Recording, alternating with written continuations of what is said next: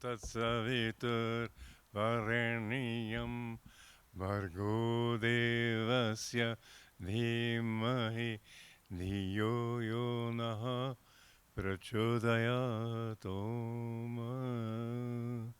I'm very happy to be here today and to be with you all. I have to speak from notes today because I have many things to say. But the first is a very serious story.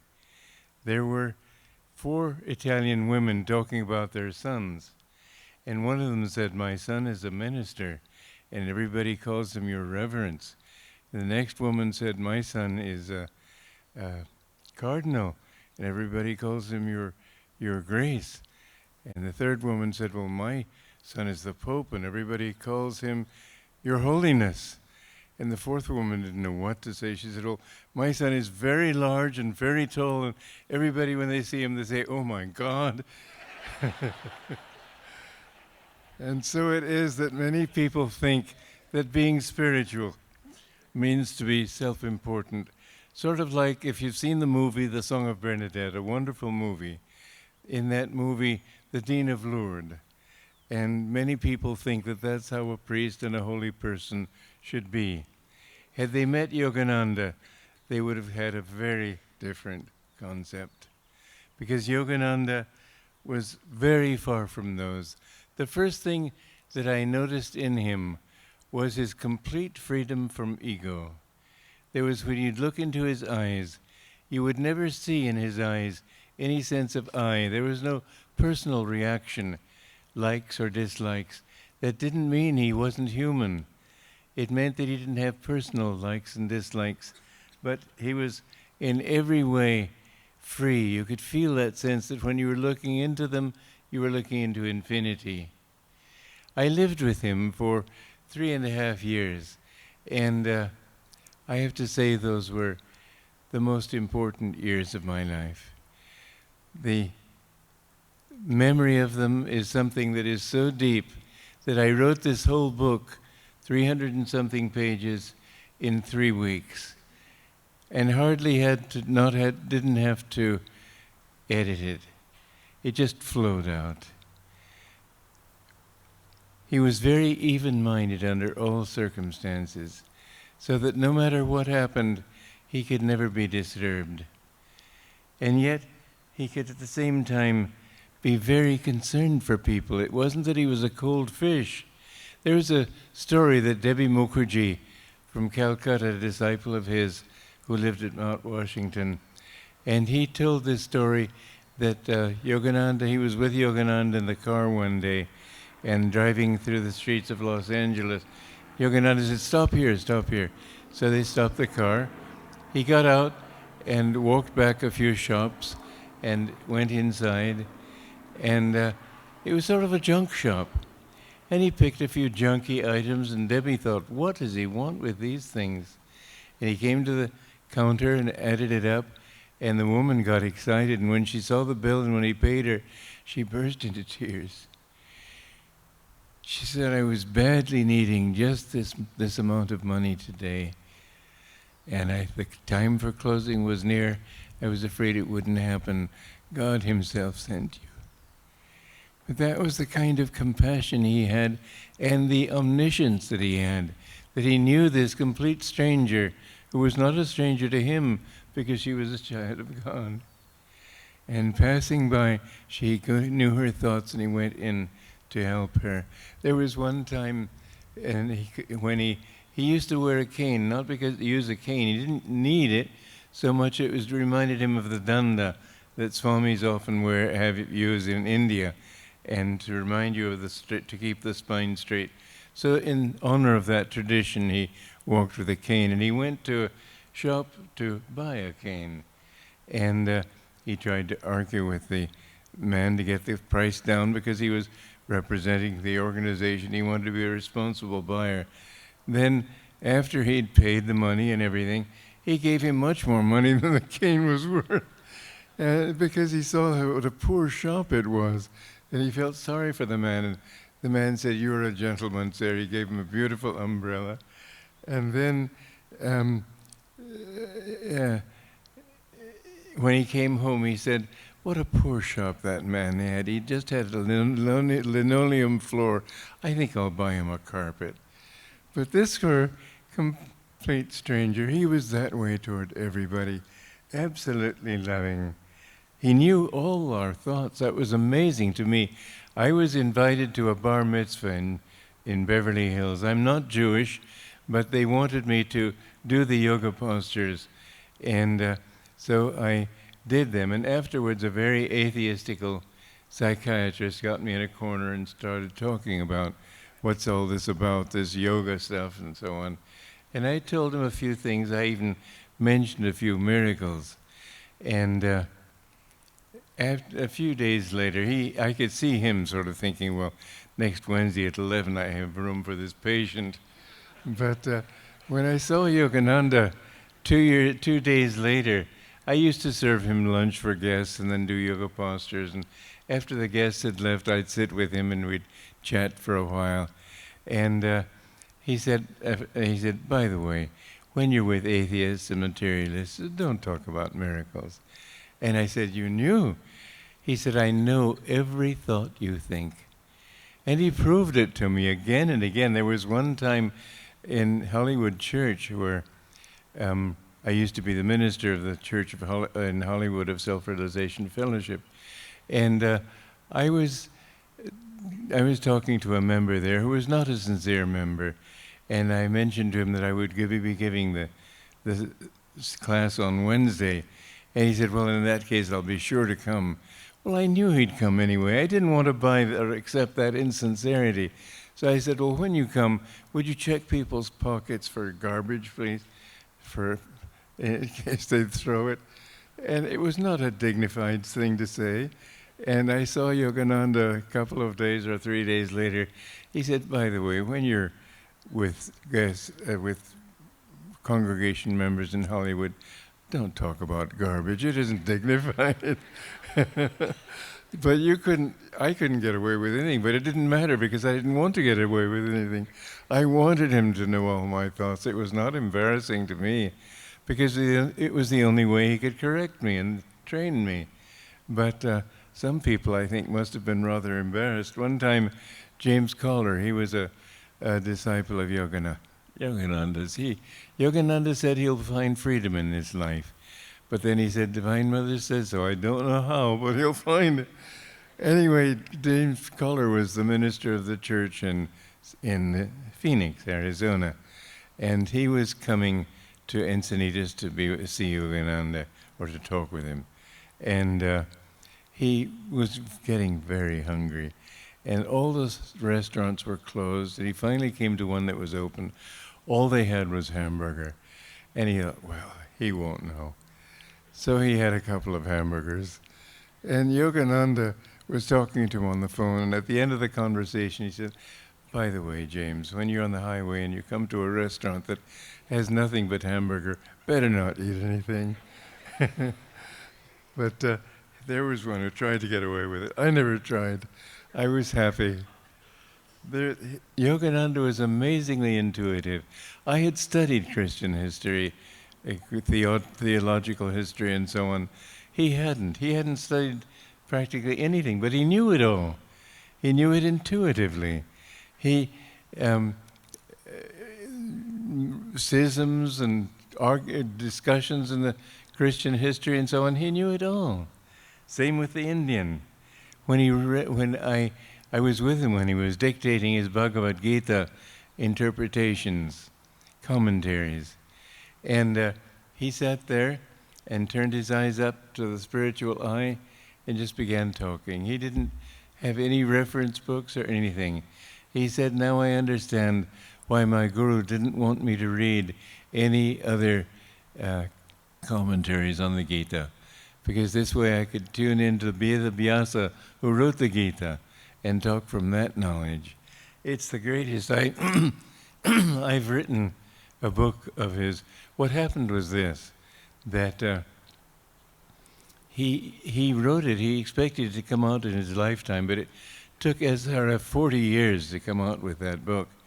And when it came out, I was not pleased with it. It didn't have the freshness, the clarity of the original. It was very obscure, and it even has a few errors. So I had said to Master at one time in a dream, I said, "Sir, I don't have access to their archives. How can I write a commentary? But I know what you said. I know everything you said. But how can I do it with the archives locked to me?" And he said, "Don't overlook the possibility of a skylight." And then I woke up. Well, several years later, I was wanting to write my own version of what I could remember. So I sat down and tried to think what I could remember. Suddenly I found I could remember every single sloka, every stanza of the Bhagavad Gita. And so I wrote that book in less than 2 months, 600 pages. It just flowed out. But it's really not my book, it's his book. Many people who have read that book say it's the greatest interpretation they've ever read of the Bhagavad Gita. I know he himself, when he finished that book, he said a new scripture has been born, and it is true. He had a marvelous sense of humor. I remember a story he told me of an Irishman, an Englishman, and a Scotchman. And they were drinking whiskey, and a fly fell into each of their glasses. The Irishman flicked his glass, and half the whiskey fell out with the fly. The Englishman carefully flicked the fly out. And this is where it came funny. He said, and the Scotchman squeezed the fly. And the way he said squeezed was so delightful. It really was one of the charms of Autobiography of a Yogi. I know, I read that book in 1948. I had reached the point, first of all, I hadn't believed in God. And I had tried through astronomy, through science, through politics, through all sorts of means to find the truth. My desire was to find the truth. I was desperate to know the truth. And I finally reached the point where I knew that without God there could not be truth. And I remember I was studying stagecraft and I wanted to be a playwright. And I was living in Charleston, South Carolina, studying stagecraft there. And I took a walk out into the night. I was desperate to know what truth is. And I said, if there's a God, what must he be? And I was desperate to know. And I thought, he certainly can't be a policeman or a judge, somebody there to condemn us. I realized then, but I'm conscious, that's why I'm asking this question. Therefore, he has to be consciousness. And if he is consciousness, I must be a part of that consciousness. And if I'm a part of that consciousness, then my duty in life is to open myself to his consciousness. And I found that the times when I drank and my mind was fuzzy, I was less conscious. Other times when my mind was clear, I was more conscious. And so I decided I had to find God. Therefore, I gave up smoking immediately. I gave up drinking immediately. Well, it took me a year, but after that. But smoking was the hard one for me. Drinking was easy. But I remember I wanted to be a hermit, and I thought, well, where would I buy cigarettes if I'm a hermit? So I gave up smoking. Just like Mark Twain, he said, it's the easiest thing in the world to give up. I've done it 1,000 times. So when I drank that coffee at lunchtime, I'd remember cigarettes and I'd go back to it. But every time I went back, and this is a very important lesson that I'd like to share with you, I never said, I have failed. I always said, I have not yet succeeded. And after a year, I gave it up easily. I never thought about it again. So the thing is, don't ever, and this is something Yogananda said, the worst sin is to call yourself a sinner.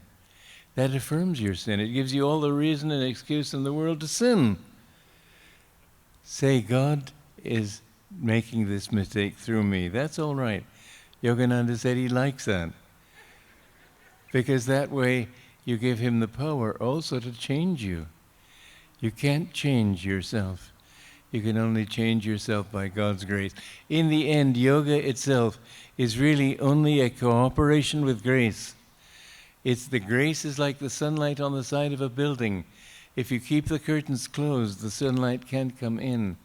You have to make the effort to open those curtains. Then that sunlight can come in. And yoga teachings are to help you to understand how to be in tune with that grace so that you can receive it more completely. So, well, he would have loved this one, which I heard recently. My wife and I both lived very happily for 20 years, and then we met.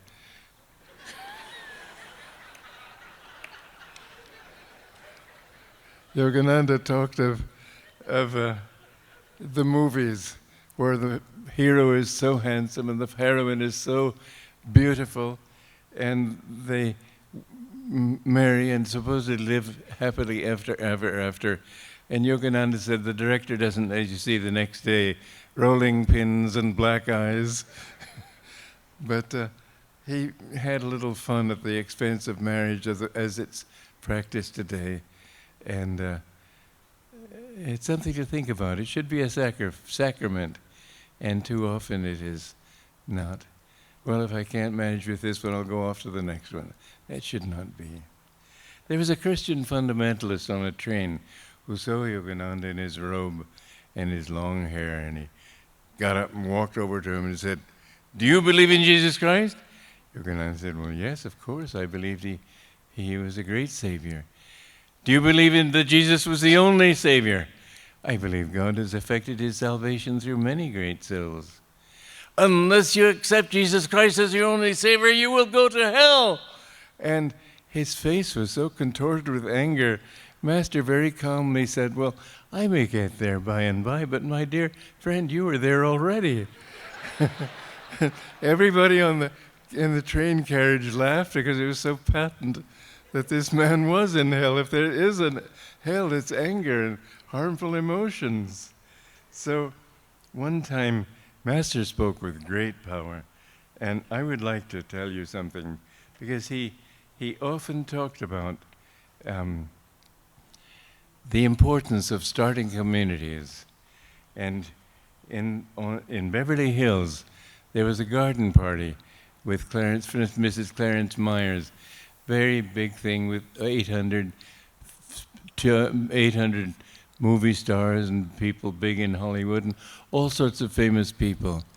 And at the end of it, the hostess, Mrs. Myers, asked him if he would like to say a few words.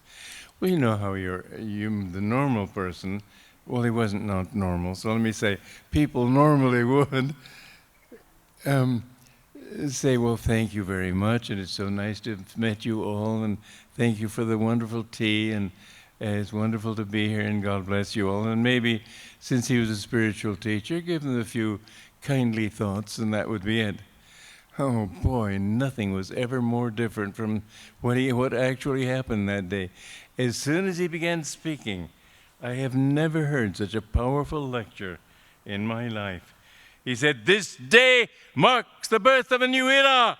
I am sowing my thoughts in the ether, and my thoughts, my words shall not die." He went on to say, "Thousands of youths must go north, south, east, west to spread this concept of world brotherhood colonies." Then he stated very forcefully that this idea would solve countless social and personal problems that would arise in the future, particularly with the worldwide depression that he saw coming. He saw a very great depression. He said it would be much worse than the 1930s, much worse. People would be starving. He said that communities where people can live together, grow their own food, build their own homes, if that message was pertinent then, it has become very pertinent now. And although his third president after him told me, frankly, I'm not interested, I took it upon myself to start those communities. I was the only person in that crowd of 800 who vowed he would do what he could to start these communities. And with God's grace, I've started 9 in the world, with about 1,000 people living in them. But it's only a beginning. Yogananda said this idea would spread like wildfire. And he urged everybody to take it seriously. And I am urging you today to take it seriously, because it is very much needed. It will be needed when you don't have food. Even today, you go to the supermarket later in the afternoon, they've run out of this, they've run out of that, they've run out of the other thing. How will it be when there's no way that those trucks can come into the cities? It's important, very important. So, Master said, the thing with the early disciples who came to him, when he first came to America, he came to try to give everybody the feeling that they could do it too. I remember a woman in the church in Hollywood saying to me, I've been practicing Kriya Yoga for 6 months and I haven't had samadhi yet. Well, samadhi is something you have to work at for a long time. But he made it seem easy. And so the people who came to in the early years got the feeling that he was just a human being, a great man, but not a master. We who came to him later in life had a very different understanding of who he was. He was speaking then more frankly and openly of his oneness with God. This, I remember, Dr. Lewis told me when they were young men together, when Yogananda came as a very young man, and he told him that he told us that he and Yogananda used to wrestle together. And I said, well, who won? And he said, well, I let him win. Well, Yogananda could have beaten, he would get up on the stage in Boston and ask people to come up and try to hold him down. One time, 6 burly policemen stepped up there, and they pushed him against a wall, and he said, are you ready? Yeah! He blipped his stomach like that. They all fell back into the orchestra pit. But he was a very strong man. Nonetheless, this slightly condescending, well, I let him win. Tara, there was a time when Yogananda was with me and another disciple out at 29 Palms. And this disciple asked him about a saint that Yogananda had seen in vision in Encinitas. And Yogananda said, well, I don't know whom you mean. And I was surprised. He said, so many come to me. How can I remember which one you're talking about? I expressed surprise that so many saints would come to him. And he answered, why be surprised? Wherever God is, there his saints come. Well, that was what he said. Wherever God is, there his saints come. When Tara edited that, she said, wherever devotee of God is. And the Master said that's how that sentence comes out. That isn't what he said. I'm a devotee of God. I cannot claim to have been so pestered with visions all the time. But he had that power. Tara said one time, Master said, we are not a sect. She said, I know we're not a sect. Well, we are a sect. In other words, they felt free to disagree with him on things. I wouldn't dare. I tell you, when I was in his presence, to me it felt as if I was in the presence of God. To Norman, one time, Yogananda said that, he said to Yogananda, whenever I see you, I think of the Divine Mother. And Yogananda didn't say humbly, oh, don't say that, I'm not anything, etc. He said, then behave accordingly. He was quite outspoken about a few things, just as Jesus was. When Jesus said, I and my Father are one, and the Pharisees criticized him for blaspheming, he said, don't your scriptures say, I and my Father are one? Don't the scriptures say, ye are gods? We're all gods. Well, I'll get into that a little bit later. But first of all, I want to know, as Yogananda said, when you are one with God, you are God. And I'll justify that later, but I've divided my talk into 2. in order to give myself a chance to say a few things. I'm going to begin by asking the choir to come up, and just the four singers. We have a singing group in Los Angeles. There are four. They sing beautifully, and they will come up and sing one song. These are songs I've written, Memories, this is called.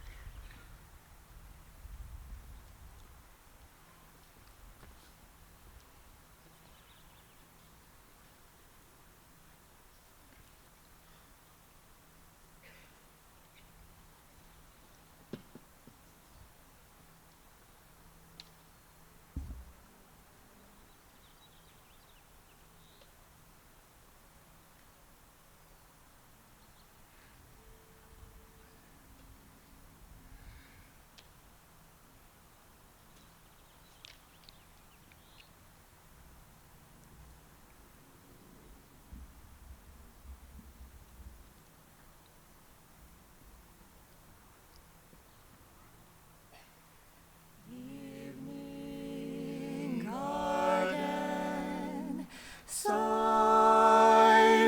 fountain, glimmering stars in its depths, a sudden leaf falling toward the water, ripples bring memories.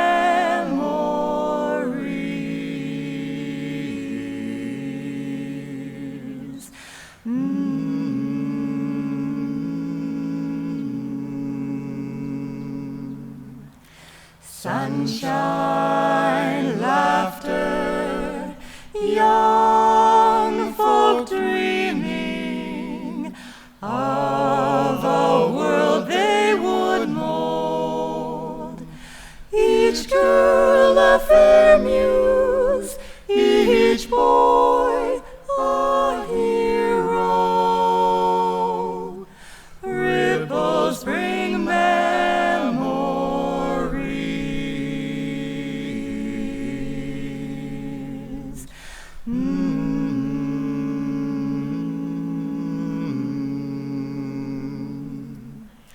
Friend, all our lives we spend seeking the stars, thinking them almost at hand. How far must we roam ere our minds turn within,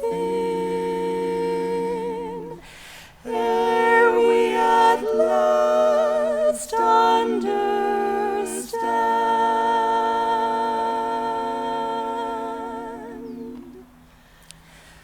Twilight mist falls, old folk linger, dream what they might have done. Youth's shining star has become an ember. Ripples bring memories.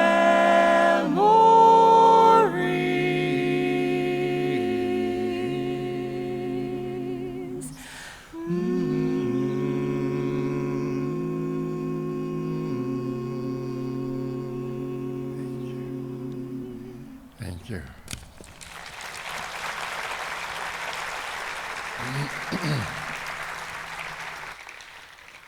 This book is launching one book, but this launch is launching one book in particular.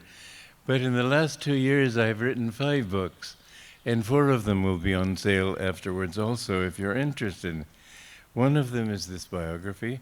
The other is a story that I wrote it's a sort of children's story, but a very sophisticated one.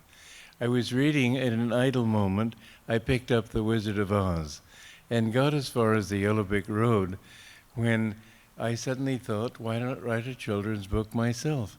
So it's about a time tunnel that my brother and I, when we were children in Romania, discovered, not really, but really. And takes you skating backwards and forwards in time. It's a great romp. And I know that you'll enjoy it, and it's very deep, too. There's a lot of teaching in it. Another one I don't think is going to be for sale, but anyway, it's there, A Pilgrimage to Guadalupe. And this is a very unusual novel, too. Anyway, then there's Yogananda for the World and A Fight for Religious Freedom. I'm going to ask the author of A Fight for Religious Freedom, John Parsons, to come up and say a few words.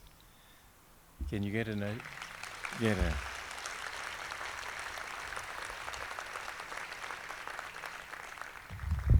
Thank you very much, Swami, and thank all of you. My name's John Parsons. I had the privilege of representing the Ananda Church during the 12 years of the lawsuit that went from 1990 until 2002. When the lawsuit was over for the following couple years, when I'd go up to Ananda, we'd all talk, loosely and, about someone ought to write a book. What a story. It ought to be documented. Well, someone ought to. Didn't think it was me. But over the years, there continued to be a lot of misunderstanding out there. The internet is still, to this day, filled with stories about what happened during part of this lawsuit. It became increasingly clear that somebody needed to set the record straight. What is out there in the internet is simply not true. It misstates what happened. It's calumny of the worst sort because it's often done anonymously. You can't confront the person and say, wait, no, that wasn't a finding. That is not what happened. So finally, after some urging and the decision that someone needed to do something, I started it 4.5 years ago. And unlike Swami, who cranks out books in a matter of weeks and months in an unending flow, it was a challenge for me. And it ended up, I started to write a memoir. It was simply going to be a tale of what I saw, kind of the lawsuit through one person's eyes. And the memoir, and it is a memoir, celebrated the Ananda community. I have been constantly, and to this day, impressed and inspired by the wonderful people who are the Ananda community. Swami Kriyananda is, in my opinion, beyond description. And it's partly a memoir of what we experienced together.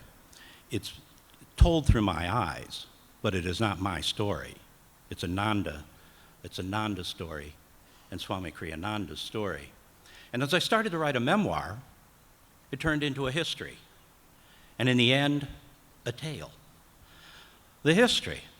As we're going through it, and I was reminiscing and thinking about the facts we'd learned along the way, it suddenly occurred to me that the path we seemed to be walking in the lawsuit was actually a parallel path to what had happened in the past. And many of the incidents that we uncovered in the history of Yogananda was playing out again. Accusations of being a sex-crazed head of a cult. Ooh, that happened in 1928. Lawsuits brought by people who Yogananda thought were friends, colleagues. Ooh, lawsuits brought by people. And as I looked closer and closer to it, I must say in retrospect, because those were often dark days during the lawsuit, it became clear that there was more going on than just a lawsuit. That also needed to be told. And then finally, as I'm writing it, it became a tale. It became a tale of how ordinary people, I'm talking about us now, ordinary people and inspired people can do amazing things if they just set their mind to do it. When the lawsuit started off, those were dark days. Those were troubled times. We started off, we almost lost the lawsuit. I almost lost the lawsuit in a matter of months. Oh, it was almost in their pay. And part of the tale then is I discovered that even though you can stumble in the darkness, as long as you stumble towards the light and you don't give up, amazing things can happen. I'll always be grateful for those years and made friendships that last to this day.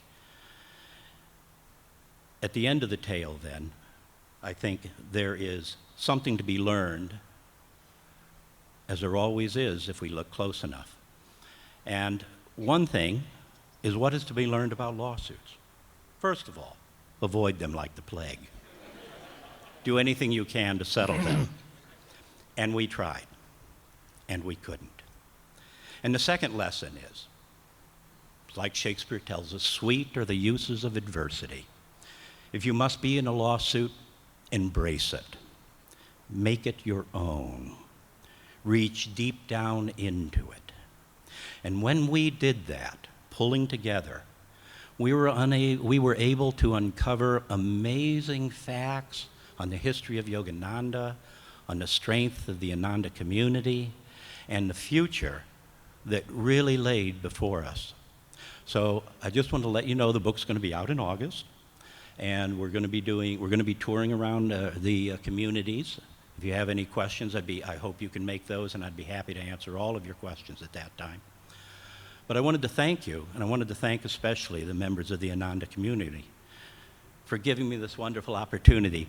And one final point is I want to thank Swami Kriyananda for not taking my advice, my strongly worded advice, that he ought to fire me because I couldn't possibly do this job. We were outgunned, we were outlawyered, we were outspent. The case was absolutely hopeless, except we won. That is Swami's guidance and all of you, and I thank you so much.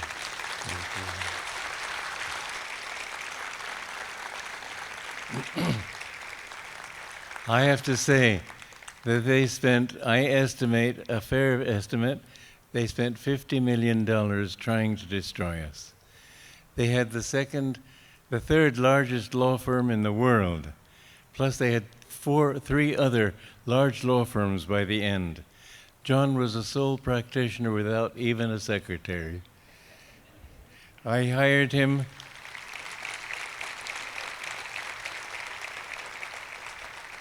I hired him because I believed in his integrity, and he proved it to us. They were trying to wipe me out of existence, that's all it was. Well, there's a book I've got coming out also now. It's called Yogananda for the World. I wrote this book out of a sense of duty to Master. I am the only person on earth who can point out ways in which my fellow disciples have departed from Master's will.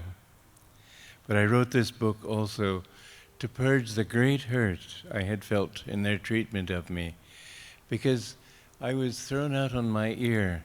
I was summoned from India to New York, 3,000 convenient miles from Los Angeles, where we were centered. I was told I was out, period. They told me to keep the money I had in my wallet, that was it. And I never was angry with them. I always loved them. I had respect for them. I never lost that respect. But I have to say that the hurt was very deep.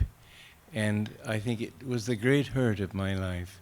And I'm grateful to say that this book has helped me to understand that this supreme hurt, now it's not that I forgive, is that I can accept it as coming from God. I don't think they did the right thing, but I'm certainly grateful because it helped me to do the work I have done. But at the same time, I accept that it came from God, and I have nothing but love for them. I have to say also that I feel free inside. Moreover, I would like harmony between us. I would like love between us. I would like openness between us. I have nothing against them, and I want everybody to know that. Well, Cecilia and Vivek, would you come up here? I've written a movie about Master's life, And I have Giacomo Campiotti, who's a famous Italian director, and he is going to be the director of this. He's directed films also in English, and we're doing this film. We have several people lined up for it already. They're going to be the great promoters, and if you want to talk to them about it afterwards, they will be outside to talk with you. I'm proud of what you have done.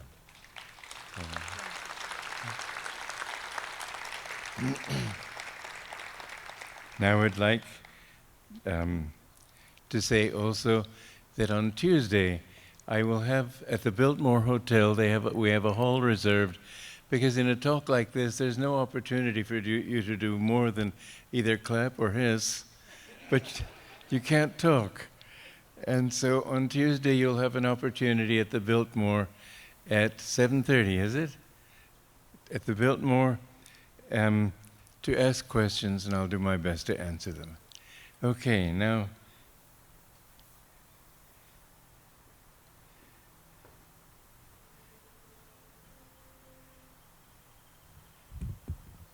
Swamiji, we just want to express our deep gratitude to you for this book that you've just written that has shared so many intimate details of your experience with Yogananda. And I'm very pleased to present to you this International Book Award, where the biography, Paramhansa Yogananda, a biography with personal reflections and reminiscences, has won the Best New Spirituality Book of the 2012.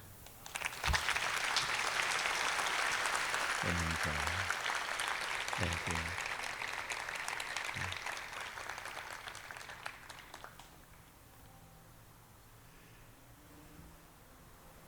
And we have a surprise for you, sir. I would like to invite B.J. Lamotte to the stage. She's from the office of Mayor Antonio Villaraigosa.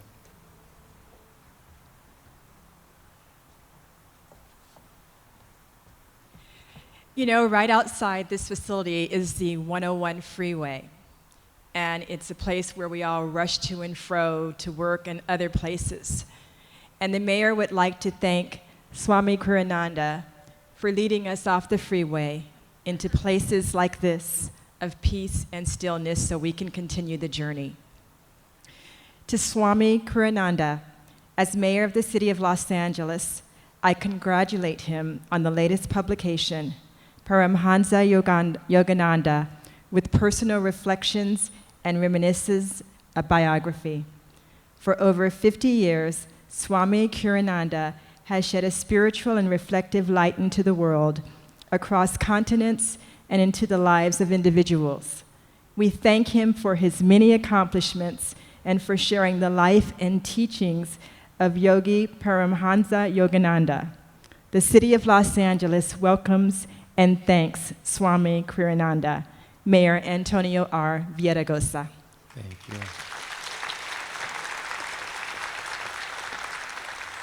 Thank you.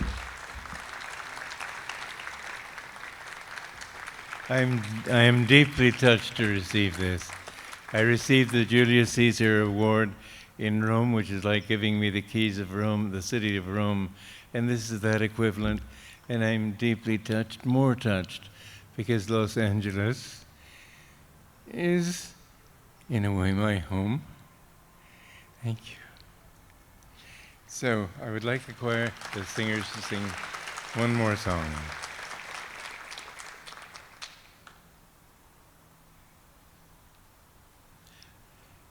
Huh? Are they not coming out?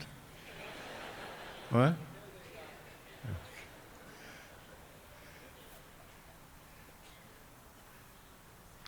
I wanted just you four to sing so that it would be a quick thing, and here you're stumbling out here. Okay.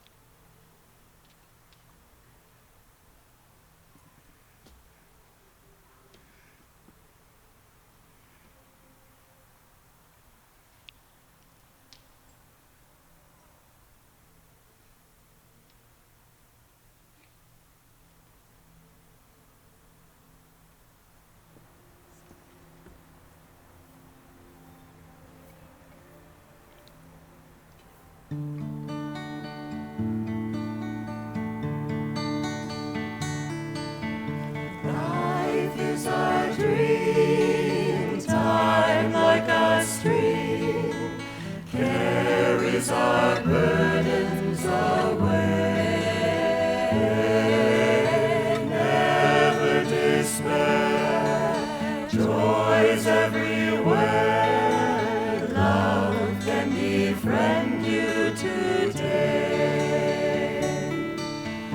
Free from all care, like birds on the air, soar above griefs and worries, seek joy and be gay.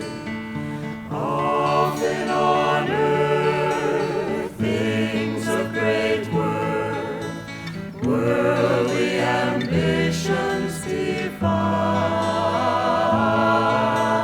Sometimes a friend helps us ascend up from life's cares to the sky. Love is a star whose shining afar, it can guide us and help us toward light to draw nigh. Love is a star whose shining afar, it can guide us and help us toward light to draw nigh.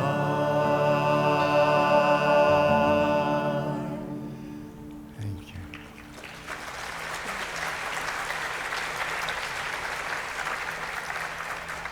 So now comes the second half of my talk. How did God create the universe?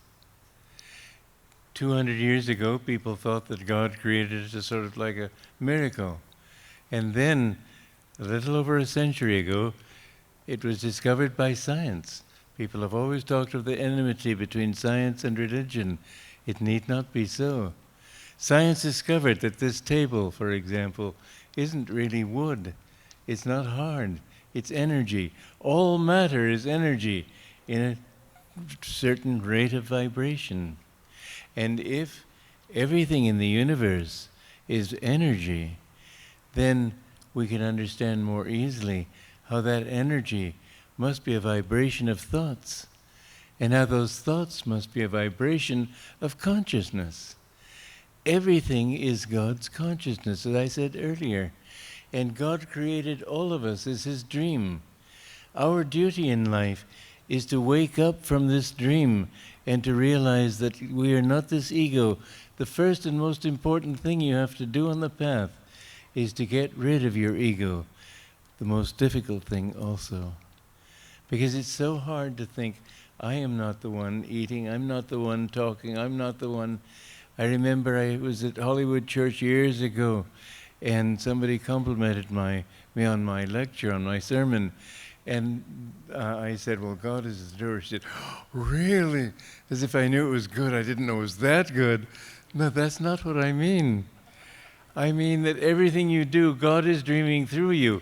He can dream well, He can dream badly. That's your part of it. You've got to help Him to dream well. And as you learn to dream well, as you learn to bring God into your life, you find more and more that the source of everything is bliss.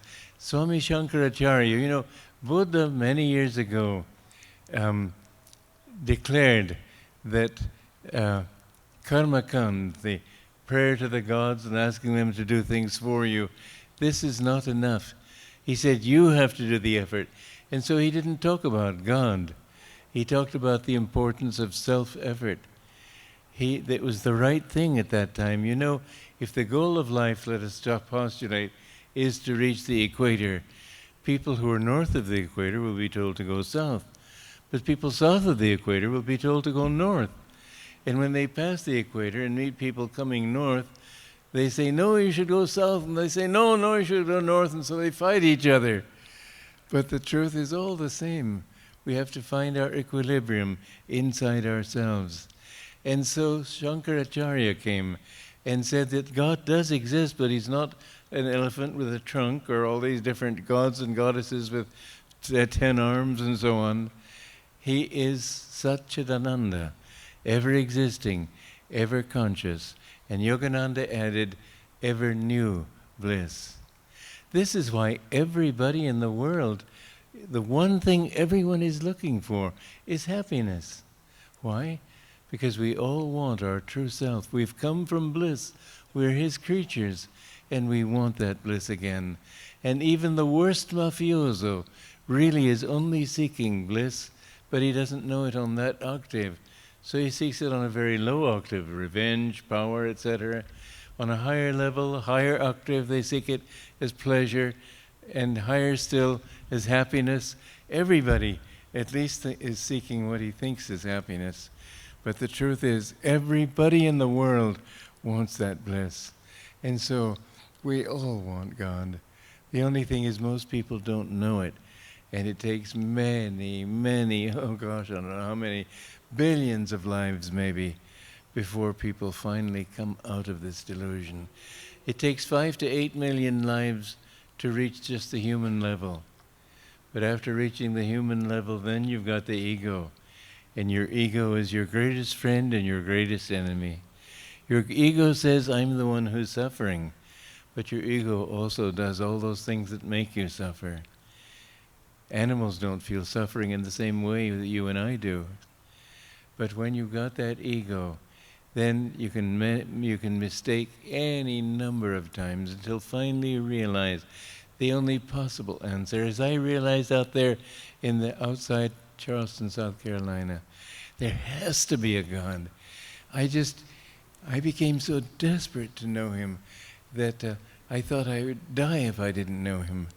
And I was blessed by God in this, because it says when the disciple is ready, then the Guru appears. But my parents would have been a serious obstacle at that time. I was only 22. And my father was sent to Egypt to seek oil. The day I put my mother on the ship to go join him, I walked uptown New York. I found Autobiography of a Yogi, and I took the next bus across the country.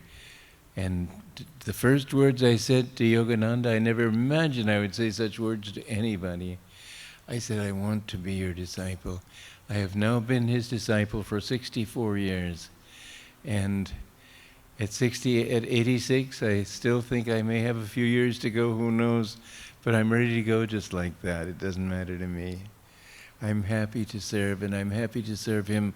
My entire life has been given to spreading his message and making him known everywhere for the great master and the great teaching that he brought.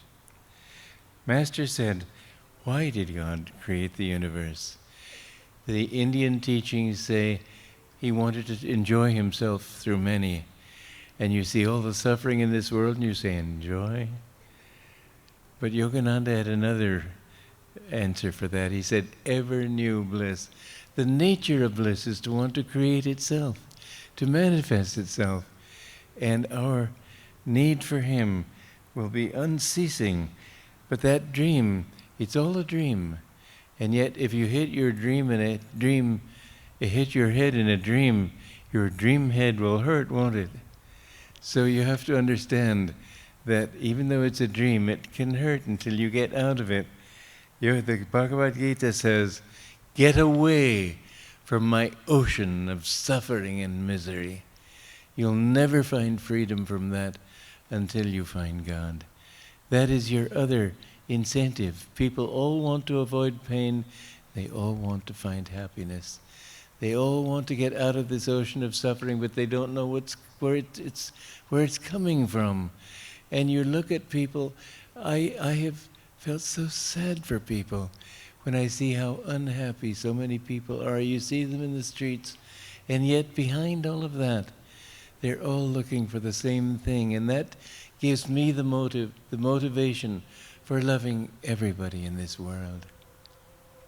Well, does Satan exist? Yes, he does. What is Satan? God created Satan.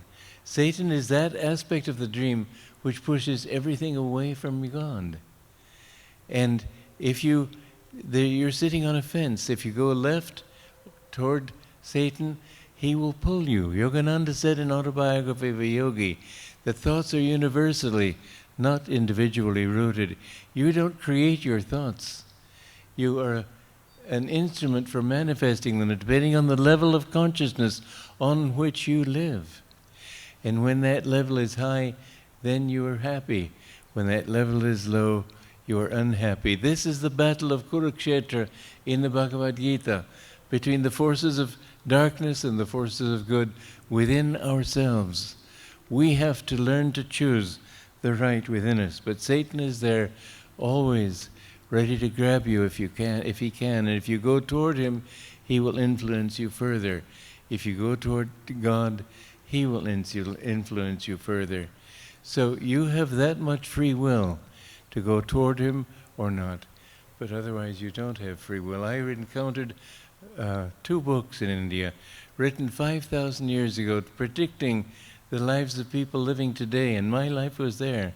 How could somebody living 2,000 years ago know what I would be in this life? How? Because time is a delusion, and you have no free will except to turn toward God or toward Satan. In this book, the Biography of Yogananda, I explain many things about Indian philosophy, the caste system, the teachings of Patanjali, the truth that it is not idol worship that Indians follow, but ideal worship. Those gods, as they call them, are really only ideals of wisdom, kindness, etc., etc. But Om Tat Sat is the Indian version of Father, Son, and Holy Ghost. And in the Catholic Church, they say you have to come to Jesus through Mary. Mary represents the Holy Ghost. You have to go through the vibration of the universe. All the universe, when God created the universe, he did it in vibration. And that vibration is what is the universe that we live in. Everything is in vibration. When you go beyond that, then you find the Father. But reflected at the heart of every vibration is the still Christ consciousness. Jesus wasn't the only Son of God. Christ was the only Son. And our job is to become one with that Christ, to become like him. There was a story that I wanted to read to you. It's a story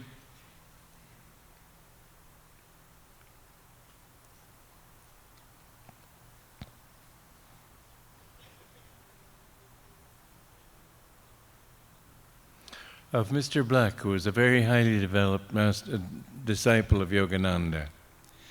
He said to me, I was visiting Master in Encinitas. It was raining heavily and I was in my bedroom, glad to be out of the weather. Just then, a young monk knocked on the door and told me that Master wanted me to go with him for a drive. I looked doubtfully out the window. The rain was falling, if anything, even harder than before. Well, I said to myself, if he says so, but I wonder if we'll even be able to see through the car window. I put on some protective clothing, then went to the front door, only a few feet away, as you know. I went outdoors, then stopped in astonishment. The rain had ceased, the sky was blue. There was no sign even of dampness anywhere. The car and the ground around it were dry. I looked at Master in amazement. For you, Oliver, he said, smiling. That for somebody to be able to change the very dream for that day, that shows something. Let's face it, it shows a hell of a lot.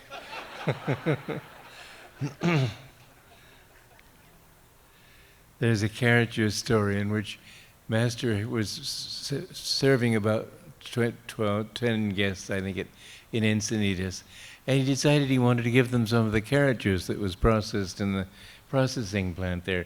And he asked the disciple to come and bring some of the carrot juice. The disciple said, well, sir, all the carrot juice is exhausted. Master said, isn't there a little bit there? Yeah, there's enough for a little small cup.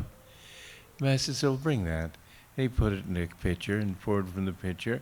He poured out a full glass for 10 people, and at the end the pitcher was just as full as before. It had just as much carrot juice, not full, but it was the same. Master didn't say anything. The guest didn't know it was a miracle, but that disciple told us that story. That kind of power the saints, the great masters have. Nowadays you think it's not possible. I'm telling you, I lived with a man and I saw these things happen.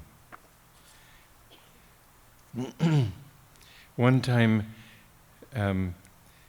he was in Serampore and he passed a house and people were lamenting. And I think it was the friend of a friend of his. Anyway, he went into the house. It turned out somebody had died. And Master he asked everybody to leave him alone. He went into the room, put his hand on the man's forehead, and the man came back to life. And Dr. Lewis asked Master years later, would you have gone in there if Divine Mother hadn't told you to? He said, no, I only do what she tells me to. I never do anything else. One time, I was with Norman, another disciple, and we were plastering a garage on the entrance to Mount Washington. And just then, Master, the plaster we were using was it must have been very old because it kept setting up and I had to keep pampering it with water and making it soft enough to be able to use. I had just poured a new batch of plaster onto the board when Master's car drove up. And he called us down, so we went and talked to him. And for half an hour we were talking with him. And we were happy to talk with him, of course. But in the back of our minds we were thinking, well, we'll have to take a sledgehammer to that plaster. And we got back, it was completely fresh. It stayed soft the whole day. He didn't say anything, but miracles just kept happening around him. One time we were working at India Center, and Brother Anandamoy was up above plastering a tower, and Bimalananda was bringing a hod of plaster on his shoulder, and he reached for the upper step, but the ladder was at too sharp an angle, and the weight of that plaster pulled his ladder out into the air, and it looked as if he would fall, and 20 feet down it might have easily killed him. And he just thought of Master and said, "Oh," the ladder came up, and he finished his, and several of us witnessed that miracle. Jerry Torgerson, one time, this is a very unusual miracle happening to a very unusual person. Jerry Torgerson hitchhiked one day, and he said into town, I knew Master didn't want us to hitchhike, he said, and I haven't done so since that day. But at that time it seemed as easy a way to get where I wanted to go as any. Well, a car stopped by me. 3 men were in it already. No one in the car looked savory. Still, I thought, what can they do? So I got in, and then I found they had no intention of going where I wanted to go. Instead, they drove me well out into the country. There was nothing I could do about it. I just sat there helplessly praying to Master. Finally, we came to a farmhouse. 2 of the men got out. The 3rd remained in the car to make sure I didn't get out. The 2 men knocked on the front door, waited, then knocked again. No one answered from within. The men, looking a little shaken, went on to knock on all the windows. Still, nobody answered. At last, very nervous, they returned to the car, took me back to the highway, pushed me out, and then drove off at high speed. The next day, I stood in line at the church to tell Master what had happened. When I reached him, his first words to me, "Jerry, I told you not to hitchhike. Those men wanted to involve you in a crime. I had to stop the ears of everyone in that house so they wouldn't hear their accomplices knocking." Well, so many stories, so many miracles, but living with him was just a miracle in itself. I think probably, as he himself said, isn't humility the most important miracle of all? The fact that he had no ego, that he let God do everything through him, that he never did anything without God wanting it. SRF, unfortunately, has diminished him. They made him only the founder of a little organization. He came for the world. They've tried to institutionalize him. Daya said he had come to create a monastery. He came to do so much more. He said he was Master said he was Arjuna, the disciple of Krishna. And Tara said to us, you can't say that, we have no proof. Isn't the fact that he said so proof enough? I don't know how they could talk like that. Master was an avatar. You know, the difference between an avatar and an ordinary saint is that a saint has to be good and humble and all those things.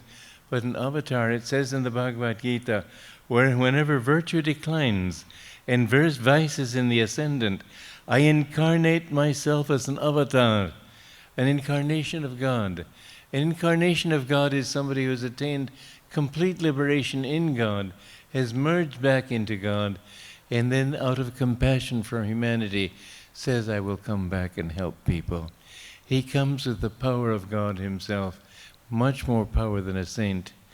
But he says, appearing from age to age in visible form, I come to destroy evil and reestablish virtue. And so you see that Jesus, although people speak him as meek and mild, can you call him meek and mild when he drove the money changers out of the temple? Can you call him meek and mild when he said to the Pharisees, called them the sons of your father the devil? He was a powerful man, and he talked with power, as Yogananda talked with power, and as every great avatar will. Saints may be retiring, humble, back, but these people are here also to destroy evil. And his purpose in this life was to destroy the evil of people's forgetfulness of God, people's forgetfulness of who Christ was and what Christianity is. Now you've reached the point in Christianity where if you are good and go to church every Sunday and don't blaspheme your neighbor too badly, hurt your neighbor too badly, you'll go to God. Just believe in Jesus. That's not enough. Jesus could have just said, well, come and believe in me, and then gone. He came to bring us a teaching. He came to teach us that we must be pure in heart, that we must love God with all our hearts. We must give up everything for God. He said that to love God first, and then everything else will be added unto you. And his teaching was a very radical one. He said, give up everything. And yet, how many people now think of that? They talk rather that he died to take our sins. That's not enough. No. Yogananda used to say, I killed Yogananda long ago. No one lives in this body temple now but God. And he said, he wrote a poem called My God's Boatman. And he said in that poem, I will return, if need be, 1,000,000,000,000 times, as long as one stray brother is weeping by the wayside. Imagine that kind of compassion, that he would postpone his complete merging in God even for 1,000,000,000,000 years to help people. That was the kind of love I saw in him. I saw it in his presence. I remember one time, I used to be nearsighted until I had laser surgery on my eyes, but leaving his room at 29 Palms, I just looked back. It wasn't his expression, but there was such a power of love coming into through his eyes that I turned away with tears in my eyes. One time he was giving dictation to Sister Shraddha, and he was called to the front door. One of the monks wanted to talk to him, so he went, and he came back. And Sister Shraddha, there was a rose in a vase, and Sister Shraddha, when she saw him at the door, she said, but wasn't the rose pointed toward him when he was sitting? So she looked, and it was pointing toward him. Somebody else came to the front door, and he went and talked to them, and she looked, and she saw the rose pointed toward the door. He came back and sat in his chair. The rose was pointing to him. Finally says, "Sir, you have a new devotee." His mission, he told us something that was a bit of a shock to me, I have to admit. I was raised in the English system, and I'd always thought of William the Conqueror as being one of the great villains in history. He told us he was William the Conqueror. I really had to rethink that one. But I did a lot of study on his life, and I had Catherine Kyrie, one of our members, do research. She researched it for 10 years about his life. She found he was a very holy man. 430 years after he died, his body was exhumed. It was incorrupt. That only happens to great saints. His closest friends were saints. His Lanfranc, Anselm, he was always faithful to his wife. He had to be tough. He had to do things because it was necessary to drive out evil and to bring the whole, from his example, he has changed really the whole world. A historian I read, Freeman, says that the whole world owes him a debt for what he has given to us. Well, Yogananda told us this. I used to wonder, why did he talk about that? Well, it was because he had a work that would change the world. His work, his mission, his legacy was for the whole world. And you will see over the years to come what a great power he brought into the world. Yogananda destroyed evil in the sense that he showed the countless fallacies into which both Hindus and Christians have fallen. He helped to correct those fallacies.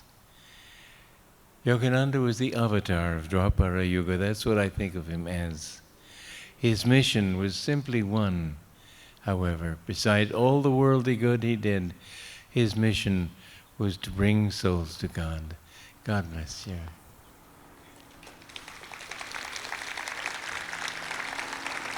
Would the choir come out? Would the choir come out?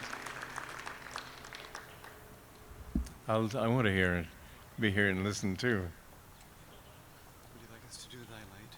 Yes. And then Pete, would you like to stand and sing? I can stand if you help me. Help me to stand. I'm going to stand on this one. All right.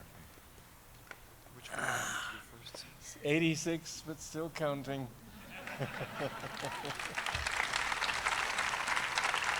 Which one would you like to do first? Not this. I want to do Thy Light? Thy Light, yes. Okay, I don't have the That's all, not this. So. Oh, I might as well sit down.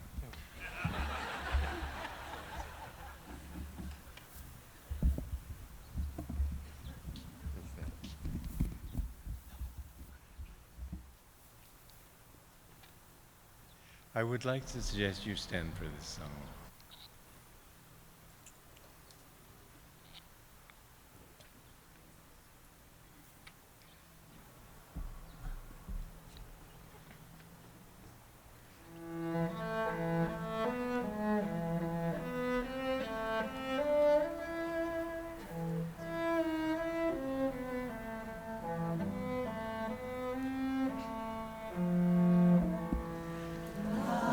Light within